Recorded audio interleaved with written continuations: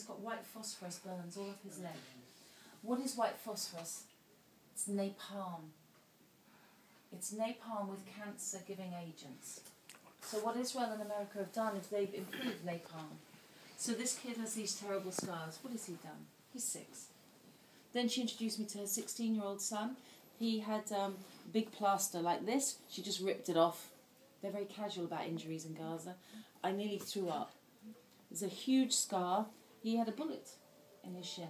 He'd been out collecting stones to sell. They sell stones to each other. So it was a very bad situation, and I went into an empty back room to pray. I mean, really, I could see this place.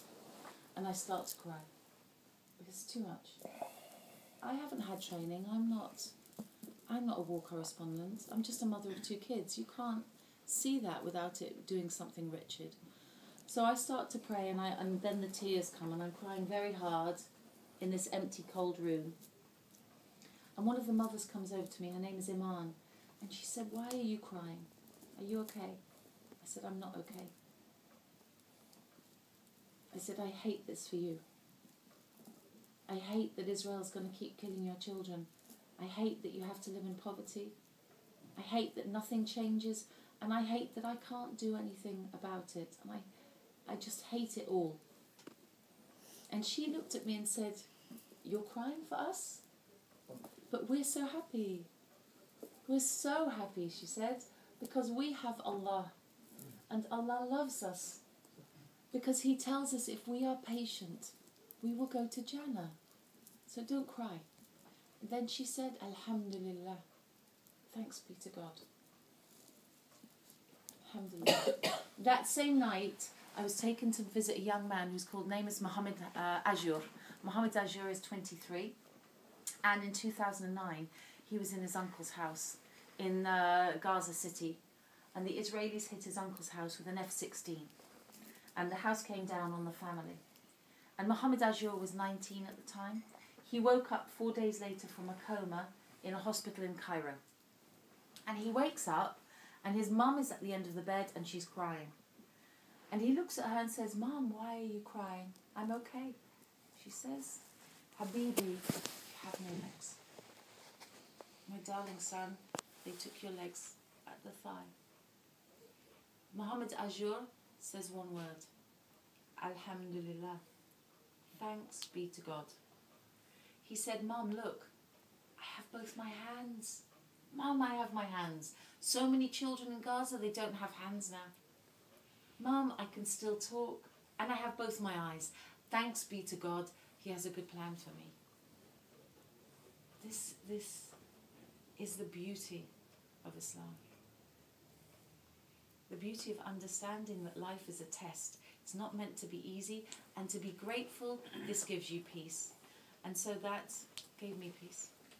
These beautiful people who are dying in their dozens again tonight. Alhamdulillah. So thank you.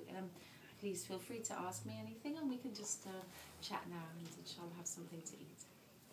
So how's your family about you converting into Islam? How are they about it? Most people want to know what Tony Blair is like about my converting to Islam. So I don't speak to Tony Blair. I haven't spoken to him since 2003 and the invasion of Afghanistan. If I saw him, I would arrest him because he is a war criminal. He is overseeing the deaths of millions of Muslims. So you have any relationship with him? No. My mother is an Islamophobe. She thinks that the Daily Express is far too kind on Muslims, and they're far worse than that. But since becoming Muslim myself, I've been much kinder to her. I realise about the duties of a daughter, and I wasn't a good daughter. So I'm a good daughter now. And after 2 years, she thinks that Islam is for terrorists who love their mothers. So I think there's some improvement there, right? You know, at least we love our mothers. You know, sons, my daughters are both Muslim. 9 and 12, they've accepted Islam. My eldest daughter wears hijab. Her choice. She came to me and said, "I want to wear hijab." I said, "Habibti, It's difficult, she said. Are you trying to get me not to wear hijab? I said, no. She's fierce, you know. It's like, okay. She gets it. She gets that there's one God and, you know. How about your husband? I'm divorced. Oh.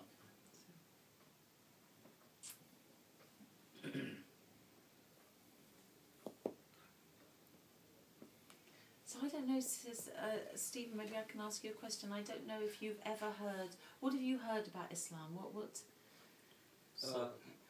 Well, where I grew up, I'm not from London, I'm from Ipswich, and there's a lot of I went to school with a lot of Muslim kids, and so I was friends with them, and just general things, you know. I don't know, I've heard all the horror stories on the TV as well, but because I've known a lot of Muslims, I don't necessarily believe all the stories. So I know about, I've watched documentaries and heard about Muhammad and things like that. So I don't know, I have a bit of an understanding, but nothing too in depth. That's much more than the general public, I think. And I don't know if you maybe heard anything that surprised you tonight, or maybe you are aware.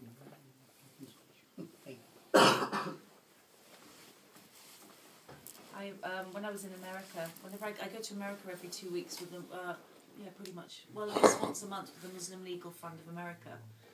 And I always make sure to speak to people I meet on the bus or wherever I am. And I met an American woman from the South. She was sitting on a bus. I was going to Disney World with my daughter. And she turned to me and said, "Are you Muslim?" I said, "Yes, I am." She said, "Wow, that's amazing." I said, "Tell me, you've got a chance now. Ask any question you want to know. Anything, I won't be offended, because 2 years ago I was you, and I had plenty of suspicions of my own. So ask me, what do you want to know about Islam?" She said, "There is something I really want to know." I said, "What is it?" She said, "Is it hot in that?" I said, "Yeah, Allah, is that it? Really?" She said, "Yeah, it looks awful hot." I said, "It's not so hot." She said, "Okay." Alhamdulillah, we had a bit of a talk afterwards. Now, I can't stay too long because my 9-year-old and 12-year-old are on their own. Sana